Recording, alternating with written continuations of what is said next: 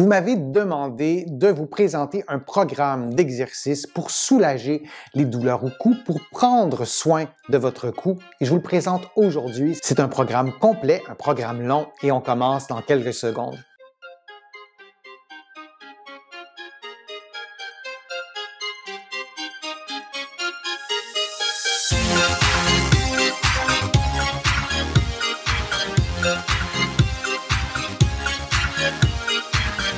Je suis Denis Fortier. Si vous êtes nouveau ici sur ma chaîne YouTube, je vous conseille de vous abonner en cliquant sur le coin inférieur droit de l'écran. Je vous invite aussi à vous abonner gratuitement à mon infolettre en visitant mon site web, le www.denisfortier.ca. Vous allez aussi pouvoir faire une contribution. Vous savez, ça m'aide à vous présenter de plus en plus de contenu sur le web.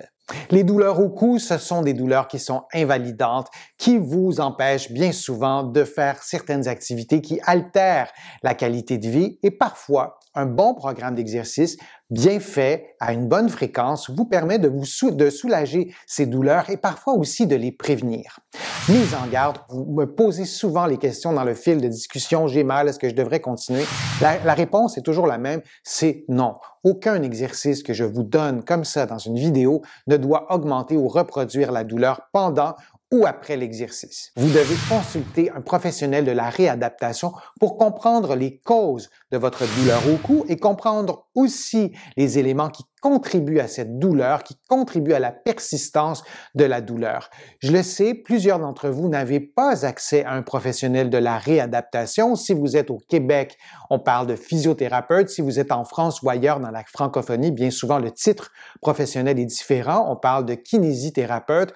Donc, si vous n'avez pas accès à ces professionnels, moi, je vous conseille vraiment d'en parler à votre médecin, d'avoir un examen clinique. L'idée n'est pas de passer des tests d'imagerie médicale, des radiographies comme ça de routine, on le déconseille d'ailleurs à moins d'avoir une suspicion de problèmes graves, mais bien d'avoir un examen clinique et d'avoir des hypothèses sur les causes de la douleur avant de faire un programme d'exercice. Pour certains exercices que je vous présente aujourd'hui, qu'on fera ensemble, vous allez trouver des vidéos détaillées sur chacun des mouvements. Je vous donne dans ces vidéos plusieurs explications.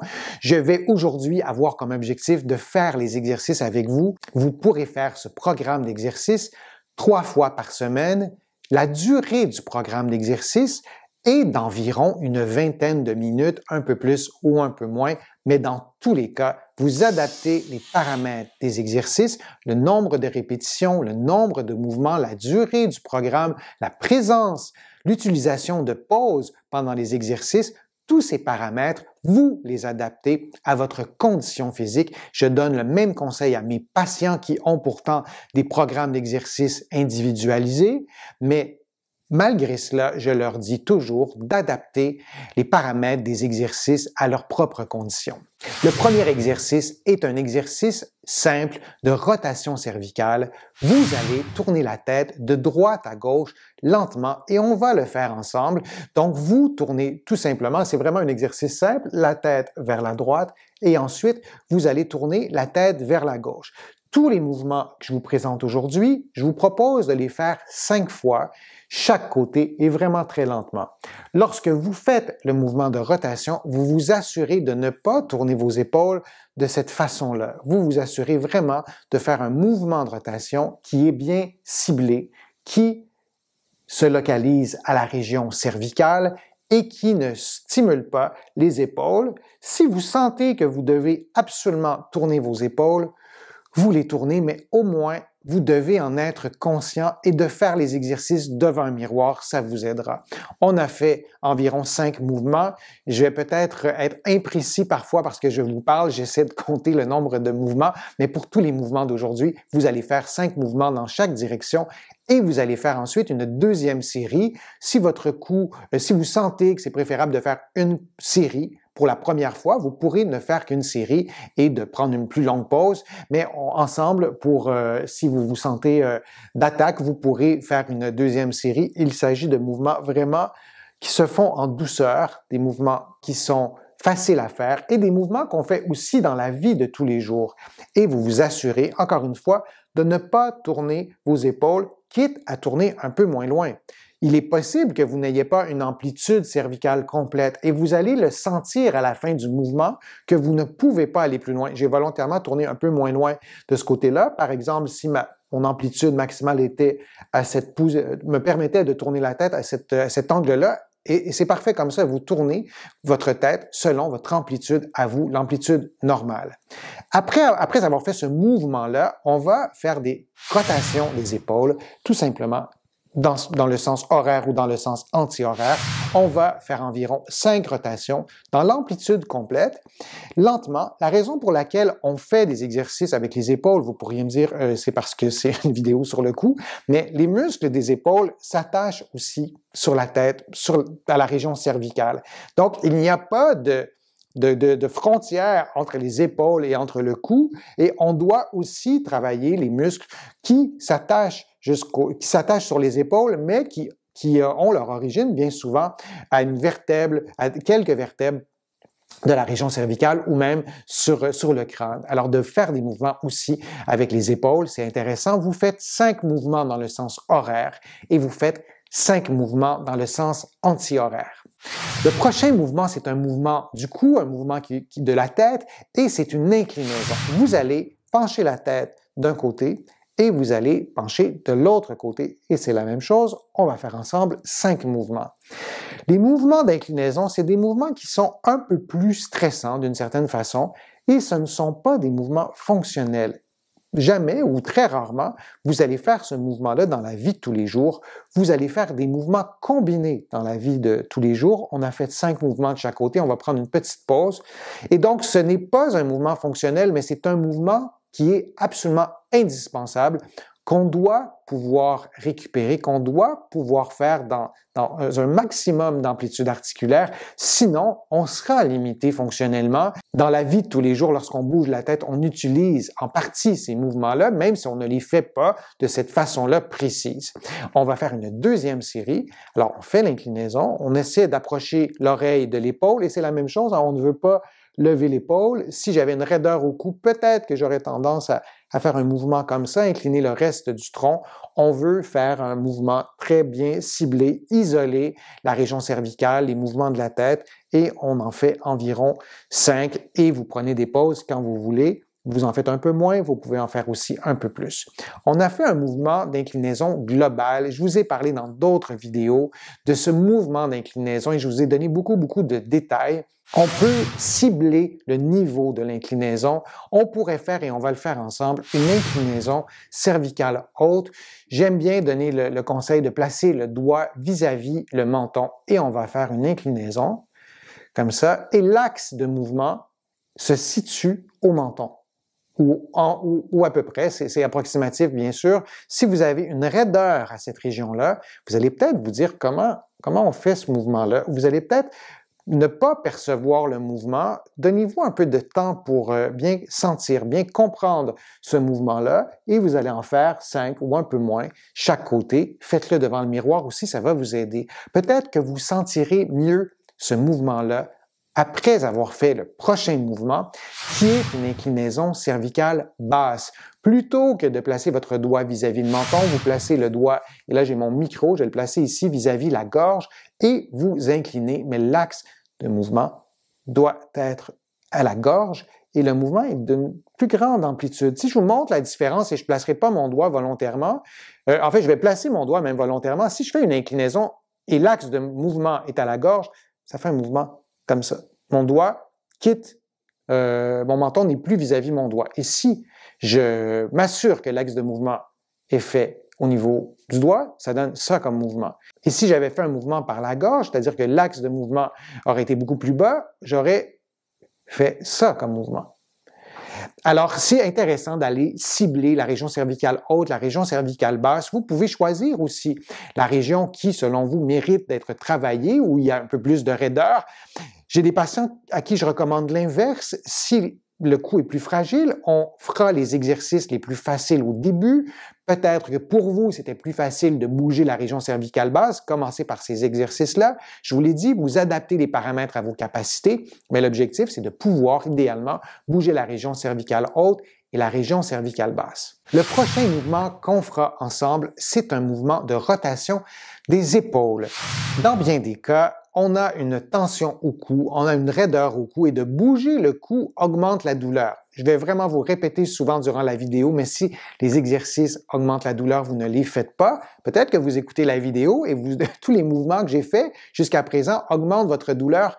Peut-être que ce mouvement-là n'augmentera pas votre douleur parce qu'au fond, vous n'allez pas vraiment bouger les vertèbres cervicales ou en tout cas, vous n'allez pas bouger la tête, ça c'est certain. Et c'est un mouvement de rotation des épaules. Vous allez croiser vos mains sur les épaules et vous allez tourner les épaules sans bouger la tête. Le fait d'être devant un miroir, ça va vraiment vous aider à mieux faire le mouvement. Lorsqu'on a une raideur au cou depuis longtemps ou de la douleur au cou depuis longtemps, on a vraiment tendance à tourner la tête aussi et on ne veut pas avoir de rotation de la tête. Et vous vous doutez bien qu'en tournant les épaules comme ça, en tournant ma cage thoracique, bien, j'induis un certain mouvement de rotation à la partie inférieure de la région cervicale, la partie qui s'articule avec la région dorsale. En anatomie, on a divisé les régions de la colonne vertébrale en trois, la région cervicale, dorsale et lombaire, pour plein de raisons anatomiques aussi, mais il n'y a quand même pas de frontière entre la région dorsale et la région cervicale, et c'est intéressant de mobiliser la région thoracique, la région dorsale, c'est deux synonymes, pour pouvoir induire un petit mouvement de rotation. Et ce mouvement-là, qui peut paraître un peu contradictoire, peut vraiment vous aider à récupérer vos activités fonctionnelles. Est-ce que vous faites souvent ce mouvement-là dans la vie de tous les jours? La réponse, c'est oui. Parce qu'on a des yeux qui sont placés devant, qui sont placés sur notre tête et on doit parfois fixer un point. Vous avez un de vos enfants qui doit être surveillé et vous allez chercher un objet derrière vous. Vous êtes dans la voiture, vous conduisez et vous allez chercher quelque chose, encore une fois, derrière vous. Et il y a beaucoup d'autres exemples que je pourrais vous donner. On fait souvent ces mouvements. Ce sont des mouvements fonctionnels et on doit les récupérer en présence d'une douleur au cou ou après avoir une douleur au cou qui s'est résorbée, on doit récupérer les capacités physiques également. Je vous propose maintenant de prendre une pause du programme d'exercice et de faire un automassage avec une balle. Vous prenez ce que vous avez à la maison. Les balles que je vais vous présenter, c'est des balles que vous pouvez vraiment trouver facilement sur le web, en boutique. Il y a des variantes de ces balles-là qui sont vraiment très accessibles. Alors, je vous présente deux balles. Il y a les balles de tennis que tout le monde connaît. Souvent, on a une balle de tennis à la maison. Vous pourrez prendre la balle de tennis. Et il y a aussi des balles rebondissantes qui sont sensiblement du même format. Et si j'avais une troisième main, je vous montrerai une troisième balle qui est une balle rebondissante, mais beaucoup plus petite, la grosseur d'une balle de golf. Vous ne prenez pas une balle de golf, mais une balle rebondissante de ce format. Et vous allez pouvoir faire un automassage. Je vais rester dans cette position pour vous expliquer l'automassage.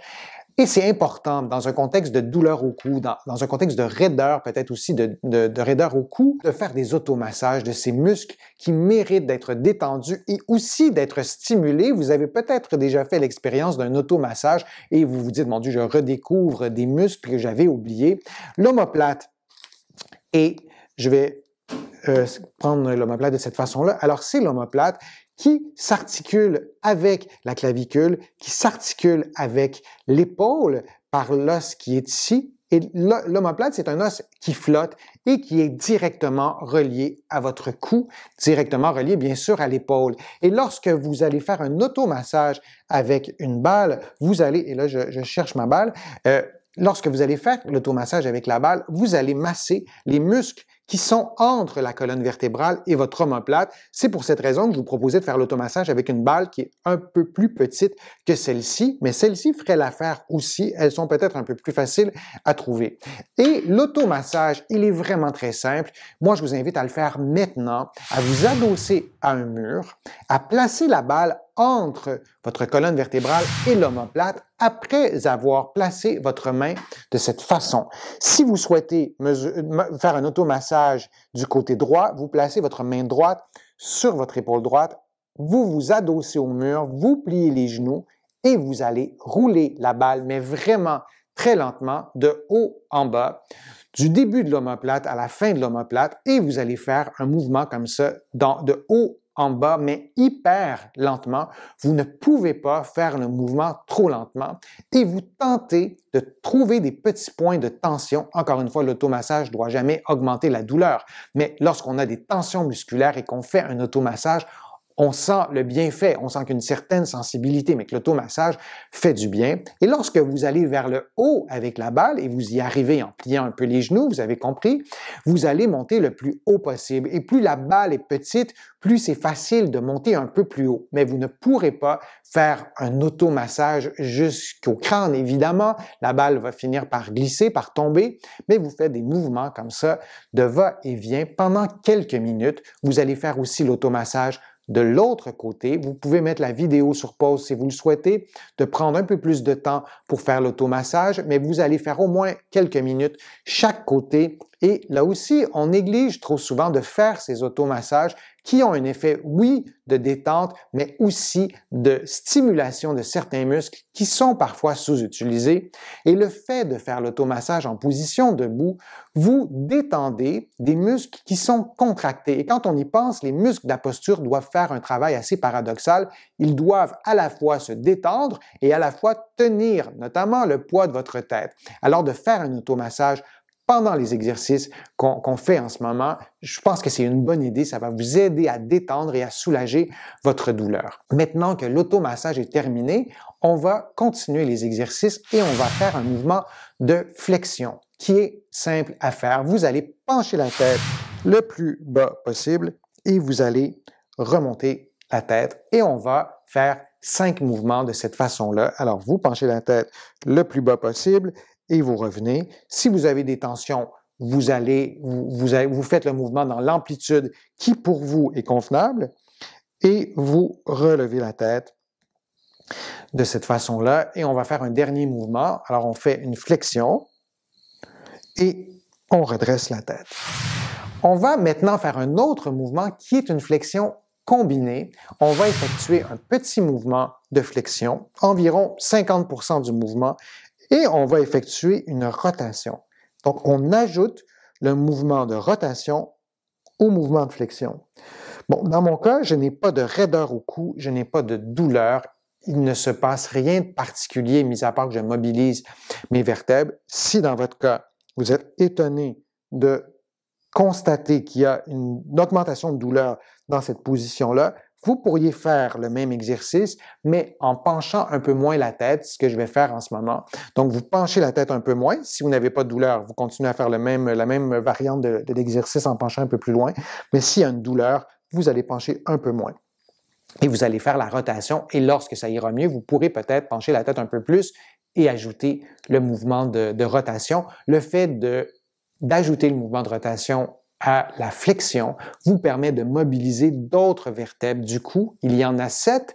Ces vertèbres sont parfois ratoureuses. S'il y a une raideur à un certain endroit, bien, cette région-là va être un peu surprotégée. On a besoin d'avoir des petits trucs, des mouvements plus originaux, plus subtils, qui vont forcer gentiment, doucement, ces régions-là qui sont peut-être surprotégées et vont vous permettre d'avoir un soulagement de la douleur parce que vous aurez mieux ciblé l'exercice. Je me répète, si vous avez une douleur au cou, si vous avez des maux de tête, vous n'arrivez pas à faire aucun de ces mouvements, vous ne les faites pas et vous aurez de toute façon préalablement consulté un kinésithérapeute ou un physiothérapeute ou votre médecin pour bien comprendre la cause de la douleur. Continuons avec les mouvements combinés.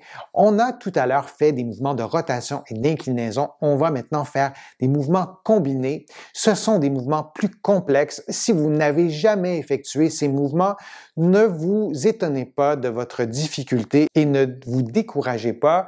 C'est tout à fait normal d'avoir de la difficulté à effectuer ces mouvements-là. Ça arrive chez tous mes patients. Donc, donnez-vous un peu de temps et répétez le mouvement. Faites-le avec moi. Refaites le programme d'exercice demain, par exemple, et vous aurez un peu plus de facilité. Faites-le devant le miroir. Ça peut aussi vous aider et vous pourriez aussi demander, si c'est possible, de faire le mouvement pendant qu'une autre personne vous filme.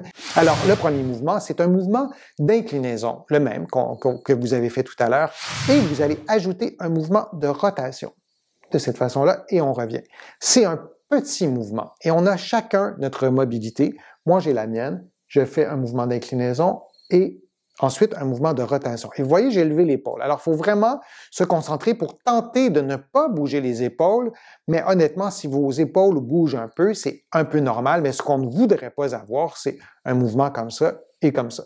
Là, j'ai rien fait avec le cou. J'ai juste bougé le haut du tronc. Ça, c'est un mouvement combiné, mais du dos. Alors ça, c'est une autre vidéo. C'est pas ça qu'on veut faire. On veut vraiment travailler le cou. Donc, vous allez faire une inclinaison, comme ça, et vous allez ajouter une rotation. Et pendant que je vous le fais, bon, je suis concentré aux explications que je vous donne, j'essaie que ce soit clair, précis. Alors, je suis moins concentré sur mes épaules, alors je me rends compte en le faisant parfois que je tourne un peu trop les épaules. Ces mouvements-là sont plus exigeants, vous pourriez en faire 3 ou 4 ou seulement 2, surtout si vous n'avez jamais fait ces mouvements-là et c'est un peu sensible. Alors, on incline et on fait une rotation. Et ça fait déjà plusieurs minutes qu'on fait ce programme d'exercice. Peut-être que dans votre cas, ce serait le temps d'arrêter, peut-être de ne pas faire les mouvements combinés, de reprendre la vidéo demain ou un peu plus tard dans la journée, de morceler le programme d'exercice.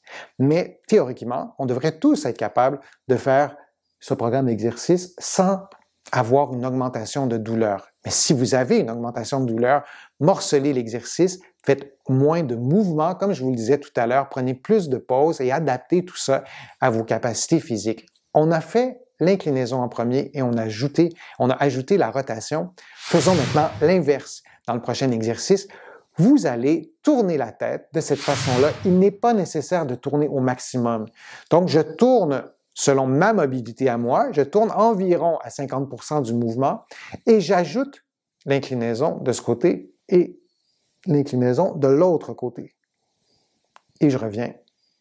Et je reviens en position neutre. Et vous avez remarqué que je refais le chemin inverse. C'est important de défaire ce qu'on a fait, de vraiment respecter cet ordre-là et cette consigne-là. Alors, on tourne de l'autre côté, on incline la tête du même côté de la rotation qu'on vient tout juste de faire, et on va de l'autre côté. Vous avez vu, je me suis immobilisé à la fin du mouvement. Moi, je vous déconseille de vous immobiliser. Je l'ai fait pour que vous voyez bien, mais c'est un mouvement fluide. Et on fait le mouvement de l'autre côté, on incline, et on incline de l'autre côté. On revient en position neutre et on détourne la tête pour pouvoir vraiment faire le chemin inverse. Alors, on fait de l'autre côté, on incline, et on incline de l'autre côté. Et là aussi, on essaie de limiter les mouvements du tronc. On souhaite vraiment avoir une mobilisation de la région cervicale. Cela dit, souvent, on est au fait de notre propre mobilité. J'ai des patients qui vont d'emblée me dire, moi, j'ai beaucoup d'arthrose, j'ai beaucoup de raideur clairement identifiée à l'arthrose. Il y a d'autres patients qui me disent, qui ont, et non seulement qui me disent, mais ils ont un diagnostic d'arthrite, par exemple, et on sait qu'il y a des séquelles dans leur cas de limitation de mobilité, et donc on ne peut pas bouger, entre guillemets, normalement. Et dans ces cas-là, oui, on peut vouloir bouger le haut du corps, puisqu'on sait que la région cervicale haute, par exemple, ou basse, est plus raide dans certains mouvements. Alors, il n'y a pas de souci à travailler de cette façon-là. Par contre, avant de conclure qu'on ne peut pas améliorer la mobilité, on peut tenter de l'améliorer.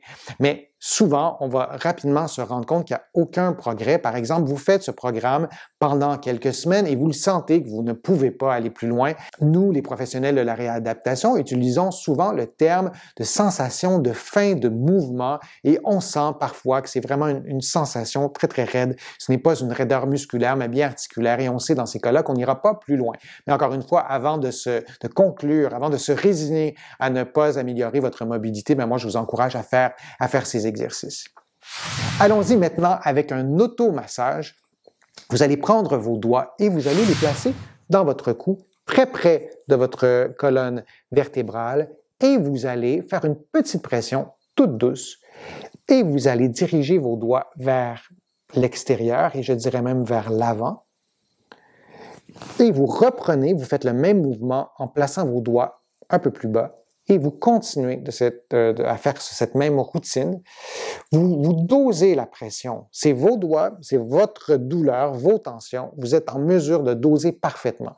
On doit avoir une certaine sensation. On veut détendre des muscles qui sont tendus. Toutes les personnes qui font cette technique-là vont trouver des points de tension.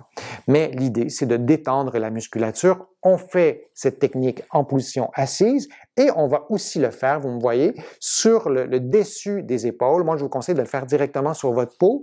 Je vais le faire par-dessus mon chandail, ça va mieux en ce moment. Mais vous allez vraiment aller jusque sur les côtés. Selon votre morphologie, parfois c'est difficile avec les doigts d'atteindre cette région-là, alors ça sera plus difficile d'aller sur le dessus des épaules. Vous pourriez aussi faire la même technique couché sur le dos. Moi, je vous conseille vraiment de placer votre tête sur un livre qui est quand même assez épais pour avoir la tête horizontale ou peut-être légèrement inclinée et de faire la même technique. Vous partez du haut du crâne. Évidemment, à cet endroit-là, on n'a pas un mouvement d'une très grande amplitude avec les doigts et vous allez faire la même chose. Ensuite, vous allez descendre et vous allez faire cet automassage au moins 2 fois. Alors, on le fait ensemble. C'est le but de la vidéo, de faire des exercices, des automassages ensemble. Peut-être aussi pour vous motiver à faire les exercices régulièrement. C'est une question que vous m'auriez posée si je ne vous avais pas parlé de la fréquence des exercices. Je suis toujours hésitant à donner une fréquence d'exercice comme ça dans une vidéo parce qu'on ne peut pas donner une fréquence universelle. Faites-le 3 fois, 5 fois, 7 fois par semaine. Moi, je vous dirais de faire ces exercices-là régulièrement. Oui, les exercices peuvent être faits à tous les jours. Dans certains cas, les exercices pourraient être faits en 2 fois, en 2 séances. Vous écoutez la vidéo et à mi-chemin, vous arrêtez et vous reprenez la vidéo à la fin de la journée. Vous pourriez aussi faire les exercices, le programme d'exercice aux 2 jours, 3 fois par semaine. Mais pour avoir un effet, on veut au moins faire l'exercice 3 fois par semaine. Et là aussi, vous constatez la réaction de votre corps après avoir fait le programme d'exercice. Et si vous trouvez que c'est un peu exigeant, vous allez le faire une journée sur 2. Vous allez diminuer le nombre d'exercices. Vous allez adapter les paramètres à vos capacités physiques. Vous avez remarqué que je ne vous ai pas proposé d'exercice de renforcement pour le cou. À mon avis, il est rarement utile d'augmenter la force des muscles du cou. Il est nettement préférable d'abord d'aller retrouver la mobilité, d'aller détendre les muscles avec des automassages. Dans certains contextes, on a besoin de faire du renforcement pour le cou. Je vous prépare une vidéo sur ce sujet-là, mais vraiment l'essentiel, c'est de retrouver votre mobilité, de détendre les muscles et de prendre soin de votre cou et aussi de prendre soin de votre sommeil parce que de bien dormir, c'est un élément essentiel au soulagement de la douleur. J'espère que ma vidéo vous a plu. Si c'est le cas, je vous invite à cliquer j'aime, à la partager sur vos réseaux sociaux et à la commenter. Vous le savez, ça me donne plus de visibilité, ça m'aide à produire de nouveaux contenus. Vous allez trouver aussi beaucoup d'informations sur mon site web, le www.denisfortier.ca. Il y a aussi beaucoup d'informations dans mes livres qui sont disponibles partout au Canada, en librairie et sur le web. J'ai le privilège d'être publié à travers le monde, notamment en France. Là aussi, mes livres sont disponibles en librairie et sur le web. Je suis Denis Fortier. Je vous remercie beaucoup. À bientôt.